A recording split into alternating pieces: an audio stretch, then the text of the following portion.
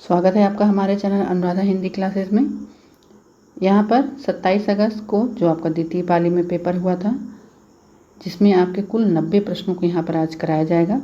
प्रश्नों का संकलन लगभग 90 प्रश्नों का संकलन है। 10 प्रश्न आपके जो पैराग्राफ के थे वही नहीं हैं, बाकी तो सभी प्रश्नों का संकलन कर लिया गया है विद्यार्थियों के द्वारा ग्रुपों के माध्यम से जो बताया गया। तो यहाँ पर संपूर्ण प्रश्नों का संकलन कर लिया गया।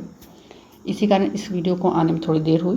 बाकी यहाँ पर आप देखेंगे काफ़ी प्रश्न आपको मिलेंगे जो अन्य कहीं आपको नहीं मिलेंगे। पहला प्रश्न था आकाशदीप कहानी की पंक्तियाँ आई थी, तो पूछा था किस कहानी से आई थी, तो आकाशदीप सही है। यहाँ पे आप टाइप मिस्टेक है, ये ध्यान दीजिएगा, पर इसको कर लीजिएगा आकाशदीप। चंपा आजीवन उस दीप स्तंभ में आलोक जलाती रही। अगला था कि बकरी नाटक के गीतों का क्रम लगाने को आया था, तो यहाँ पर सभी नाटक में आए सभी गीतों को यहाँ रख लिया गया है। नटी द्वारा जो गीत गाया गया था, दुर्जन सिंह द्वारा, सिपाही द्वारा, भिस्ती द्वारा और युवक द्वारा। तो यहाँ पर जो युवक का गीत है वह अंतिम है। बहुत हो चुका अब है हमारी बारी, बदल के रहेंगे ये दुनिया तुम्हारी। तो यह अंतिम गीत है। तो चलिए हम देखते हैं गीतों को, एक एक लाइन को ही देख लेते हैं, नहीं तो वीडियो आपको काफ़ी बड़ा हो जाएगा। और एक एक लाइन को ही देख के आप बता सकते हैं कि कौन से गीत आए थे। सदा भवानी दाहिने सन्मुख रहे गणेश, यह पहला ही गीत है इस नाटक का। दुर्जन सिंह का गीत है तेरी कृपा के बिना हे प्रभु मंगल मूल, पत्ता तक नहीं हिले। अगला गीत है सिपाही का। यह 55 करोड़ की यह कथन है। यह कथन बहुत ही महत्वपूर्ण, ये पेपर में आ चुका है कि यह 55 करोड़ की बकरी है। यह पूछा गया था कि बकरी की कीमत क्या थी। उसके बाद सिपाही के ये बोलने के बाद ही गीत होता है पूजा गीत, तन मन धन उन्नायक जय हे जय जय बकरीन माता। तो यहाँ पे फिर अगला गीत होता है नट गायन का कि दौलत की है दरकार ये सरकार आपको। फिर गीत होता है अगले दृश्य में, एक नारा ढलता है हर नई बर्बादी के बाद। फिर यहाँ पे नट द्वारा एक गीत और गाया जाता है कि सेवा यहाँ पर स्वार्थ है और स्वार्थ ही परमार्थ है। तो ये आप ही बता सकते हैं कौन सा गीत आया था, फिर आप इनको देखकर क्रम में लगा सकते हैं। अगला गीत था बीते जिंदगी जिसको सेहत क्यों डरे हम, उसे आज कहते हैं जल रहा हो अगर आसियाना चिल्लाना पड़ेगा। यह नट गायन का नट गाता है। फिर अगला गीत आता है नट का, जिसकी लेते हैं शरण उसको ही खा जाते हैं लोग। और अगला गीत है भिस्ती का, उसके ही खून के रंग से इतराएगा गुलाब, अर्थात खून के रंग से। फिर अंतिम गीत इस नाटक का, बहुत हो चुका अब हमारी है बारी, बदल के रहेंगे दुनिया तुम्हारी। इस प्रकार से आप सभी गीतों को यहाँ पर देख सकते हैं और उनको क्रम से लगा सकते हैं। अच्छा लगे तो ज़रूर लाइक शेयर सब्सक्राइब कीजिएगा, कमेंट के माध्यम से अपने विचारों को प्रस्तुत कीजिएगा। अगला देखते हैं कहानी का प्रकाशन वर्ष पूछा था, तो यहाँ पर आपके सिलेबस में जितनी भी कहानियाँ हैं अर्थात 21 कहानियों के रचनाकार और उनका प्रकाशन वर्ष रख लिया गया है, जिसे आप देख सकते हैं। और 4 कहानियाँ आई थी जिन्हें मैंने ब्लू कलर से टिक कर दिया है। दुलाई वाली का पूछा गया था, तो इसका प्रकाशन वर्ष 1907 है। चंद्रदेव से मेरी बातें, जो कि बंग महिला राजेंद्र बाला घोष की कहानी है, यह 1904 है।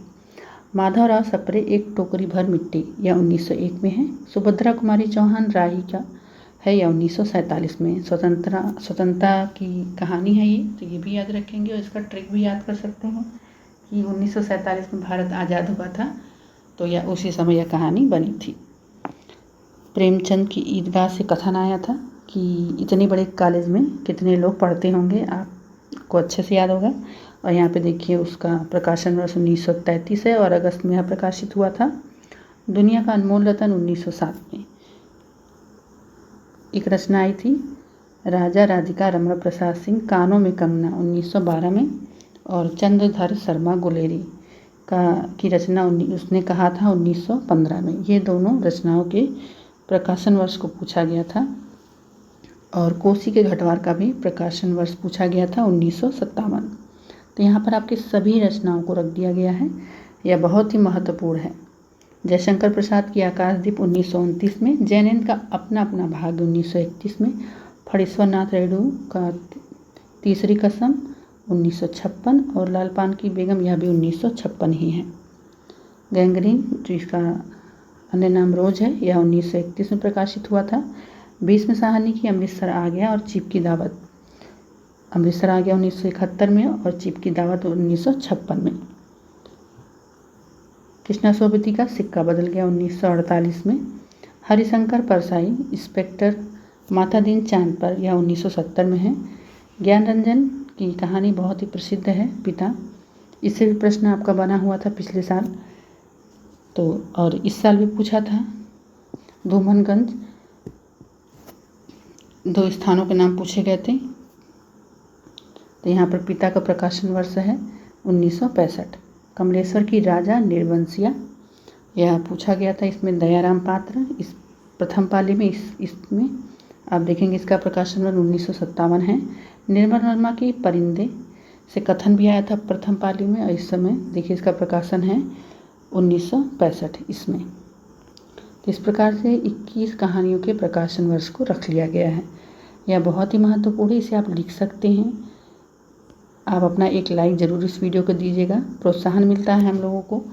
और आगे बढ़ते हैं। रचनाकारों से प्रश्न आया था उनके जन्म वर्ष से।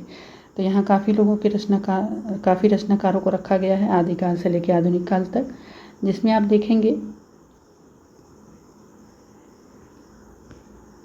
जो ब्लू टिक है उन्हीं का पूछा था।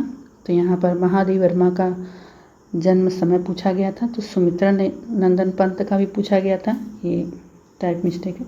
सुमित्रा नंदन पंत 1900, महादेव वर्मा का 1907, रामधारी सिंह दिनकर का 1908 और नागार्जुन का 1911। कहीं कहीं 1910 भी मिलता है, और अज्ञे का 1911। इन लोगों की जन्म वर्ष को मिलाना था।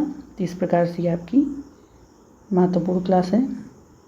तो देखिए यहाँ पर अमीर खुसरो को देखा जाए तो अमीर खुसरो का जन्म वर्ष है 1253, विद्यापति का 1360 अर्थात 14वीं शताब्दी लगभग, कबीर का 1398, जायसी का 1464, सूरदास का 1478, मीरा का 1504, तुलसीदास का 1537, बिहारी का 1595, घनानंद का 1689, अयोध्या सिंह उपाध्याय का 1865, मैथिली शरण गुप्त 1886, जयशंकर प्रसाद 1889। इस प्रकार से महत्वपूर्ण रचनाकारों के जन्म वर्ष को भी हम देखते हैं। और आगे बढ़ते हैं हम। अगला प्रश्न आपका आया था तदी समाज से।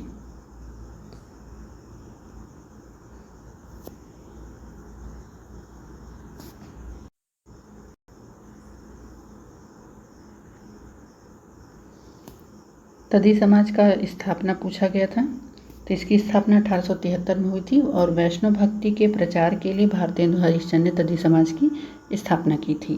तो यह भी महत्वपूर्ण है। भारतेंदु के अनुदित नाटक पूछा गया था। कर्पूर मंजरी, दुर्लभ बंधु को पूछा गया था, और मुद्रा राक्षस को, ये 3 नाटक पूछे गए थे। अन्य नाटकों को भी मैंने ले लिया है। तो धनंजय विजय विद्यासुंदर को देखते हैं पहले, 1868 में है। धनंजय विजय 1873 में। कर्पूर मंजरी है आपका 1875 में, यह पेपर में आया हुआ था। और मुद्रा राक्षस 1878 और दुर्लभ बंधु 1880। ये बताना था कि कौन से 3 नाटक आपके अनुदित हैं, बाकी एक नहीं था। तो यहाँ पर भारत जननी 1877। इस प्रकार से संपूर्ण नाटकों को यहाँ रख लिया गया है, जो आपके लिए बहुत ही महत्वपूर्ण होंगे। ये रचनाएं पूछा गया था और इनका प्रकाशन वर्ष।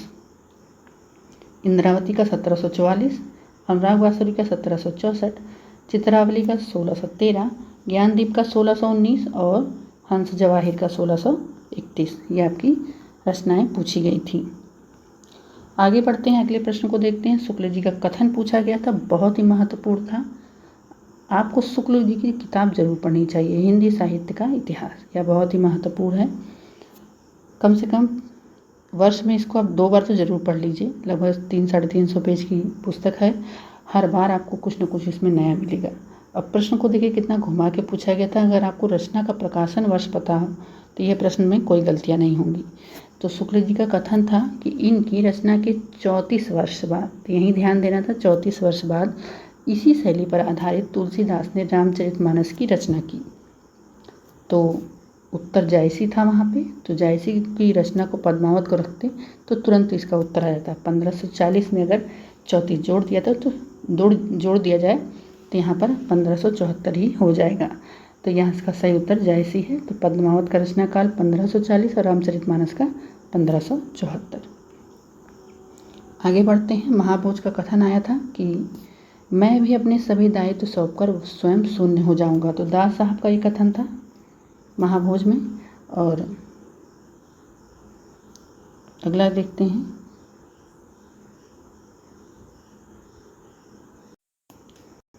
कोसी का घटवार, यहाँ पे आप इसको सा बना लीजिएगा।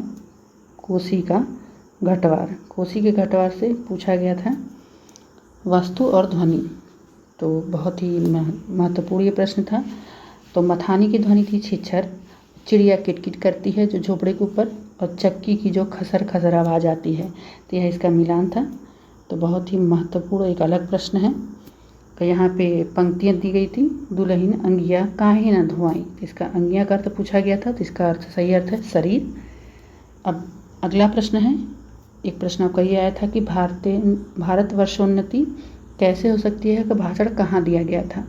तो यहाँ पर संपूर्ण देखिए विश्लेषण कर दिया गया है। ये व्याख्या कर दी गई है कि भारतेंदु हरिश्चंद्र ने बलिया के ददरी, उत्तर वहाँ पे बलिया था, तो बलिया के ददरी मेले में आर्य देशोपकारिणी सभा में यह भाषण दिया था। और कब दिया गया था? 1884 में। और यह भाषण इनका कब छपा? हरिश्चंद्र चंद्रिका के दिसंबर के 1884 के अंक में प्रकाशित किया गया था। तो इस प्रकार से यहाँ पर सही उत्तर बलिया है। आगे बढ़ते हैं। दामुल हौज का अर्थ पूछा था। जब आप मैलाचल उपन्यास पढ़ेंगे तो उसके दूसरे खंड में नीचे कुछ अंडरलाइन करके कठिन शब्दों का अर्थ लिखा रहता है। वहाँ पे पहले ही लिखा है दामुल हौज का अर्थ आजीवन कारावास है। तो मूल रचनाओं को पढ़िए, बहुत ही महत्वपूर्ण है। जो एनटीए को मेन पेज से कोई मतलब नहीं है, जहाँ अंडरलाइन करके कुछ लिखा गया है उसका ध्यान वहीं जाता है। तो कठिन शब्दों को जरूर पढ़िए। कोई ध्वनि आ रही है उसको पढ़िए, कोई स्थान आ रहा है उसको पढ़िए, उसको लिखिए अपने नोट्स में, वो बहुत इम्पॉर्टेंट है। एक पंक्ति आई थी रचना, उसमें अलंकार पूछा गया था, तो उसका सही उत्तर रूपक होगा। तो पंक्तियाँ नहीं मिल पाई, तो यहाँ पर रूपक सही होगा। यह विद्यार्थियों द्वारा बताया गया है। गोदान में शराब पीने वाला कौन सा व्यक्ति था? तो कुछ लोग कह रहे हैं पंक्तियाँ थी कि शराब पीने के बाद वह सिंह सा रूप धारण कर लेता था, तो ओमकार नाथ ही था उसमें। और नई समीक्षा से संबंधित कथन था एक। भोलाराम जी की रचना को पूछा गया था कैसी विधा है इसकी, तो व्यंग रचना है हरिशंकर परसाई की। अब इसमें अगर आप देखेंगे तो फर्स्ट शिफ्ट की अपेक्षा द्वितीय जो पाली का पेपर है काफ़ी अच्छा है। हाँ, 20-25 प्रश्न ऐसे हैं जो थोड़ा उलझाऊ हैं और कठिन भी हैं स्तर, लेकिन अदरवाइज़ अगर इसको देखा जाए तो पेपर काफ़ी अच्छा है। तो इसलिए कट ऑफ तो हाई सेकंड शिफ्ट की जाएगी। बाकी देखते हैं आंसर की आने पर और कट ऑफ आने पे। तो लखनऊ की कब्र किसका उपन्यास है? तो यह किशोरी लाल जी का उपन्यास है। एक नया प्रश्न था इसमें। कृपाकंद किसकी रचना है? तो घनानंद की है। घनानंद की संपूर्ण रचनाओं को जब आप पढ़ेंगे तो कृपाकंद उसमें रचना है इनकी। कल्लोल का अर्थ पूछा गया था। तो कल्लोल का अर्थ कूदना होता है। ये बहुत ही प्रसिद्ध प्रश्न है, महत्वपूर्ण है, जो बार बार हर किसी एग्ज़ाम में आते हैं। हिंदी का स्टील और एडिशन रामचंद्र शुक्ल ने किसको कहा? तो भट्ट को स्टील कहा और प्रताप नारायण मिश्र को एडिशन, क्योंकि यह अंग्रेजी राइटर की तरह ही रचना करते थे। एक पूछा गया था बाउर का अर्थ, जैसे हम आम भाषा में बोलते हैं ना बाउर हो गया है, बौरा गया है, तो यहाँ पे इसका अर्थ हो गया पागल। तो ये बहुत ही सरल सा प्रश्न था और अच्छा था। आलाखंड जगनीक की रचना है, जो उसकी भाषा पूछी गई थी, तो उसकी भाषा बुंदेलखंडी है। आगे बढ़ते हैं। चैनल पे आप नए हैं तो ज़रूर सब्सक्राइब कीजिएगा। बहुत ही महत्वपूर्ण कथन जो बार बार पूछा जाता है। बालकृष्ण भट्ट के ऊपर रामचंद्र शुक्ल ने कहा था ना कि इनकी भाषा तीखी, चटपटी और चमत्कारपूर्ण है। आगे बढ़ते हैं। जयशंकर प्रसाद की काव्य रचनाएं पूछा था। कानन कुसुम और झरना लहर विद्यार्थियों द्वारा बताया गया, ये पूछा गया था। और कामायनी का प्रकाशन वर्ष, तो यहाँ पे समझ को रखा गया है। तो कानन कुसुम का प्रकाशन वर्ष है 1913। उसके पहले आप देखेंगे प्रेम पथिक 1905, यह प्रथम काव्य संकलन है। करुणालय 1913 यह हिंदी का प्रथम गीति काव्य है। कानन कुसुम 1913 और महाराणा का महत्व 1914। जो आए थे उनको ब्लू कर दिया गया है, ये ध्यान दीजिएगा। झरना, इसे छायावाद की प्रयोगशाला कहते हैं, ये 1918 है। चित्रधार भी 1918 और आंसू 1925 है। यह खंड काव्य है, विरह खंड काव्य। 133 छंद है इसमें। इसे हिंदी का मेघदूत कहा जाता है। और लहर 1933, कामायनी 1935।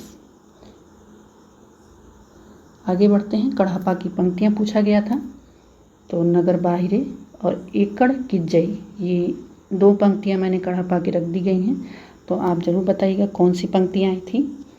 भारतवर्षोन्नति कैसे हो सकती है से पूछा गया था कि कहाँ मार्किंग की धोती कहाँ की थी और कंघा कहाँ का था। तो यहाँ मार्किंग की धोती अमेरिका, कंघा फ्रांस और चर्बी जर्मनी, ये आपका सही उत्तर हो जाएगा। अपभ्रंश को विद्वानों ने क्या नाम दिया था, यह प्रश्न आया था। तो यहाँ पर अपभ्रंश को विद्वानों ने अवाहट्य नाम दिया था। 11वीं से 14वीं सदी के अपभ्रंश रचनाकारों ने अपनी रचनाओं की भाषा को अवाहट्य रखा। अन्य रूपों में देख लेते हैं। तो रामचंद्र शुक्ल ने, आप देखे होंगे, कहा है प्राकृत की अंतिम अपभ्रंश अवस्था, तो ये उन्होंने कहा था। और चंदन शर्मा गुलेरी ने अपभ्रंश को पुरानी हिंदी नाम दिया था, ठीक है। और प्राकृत की अंतिम अवस्था से ही हिंदी साहित्य का विकास माना जाता है।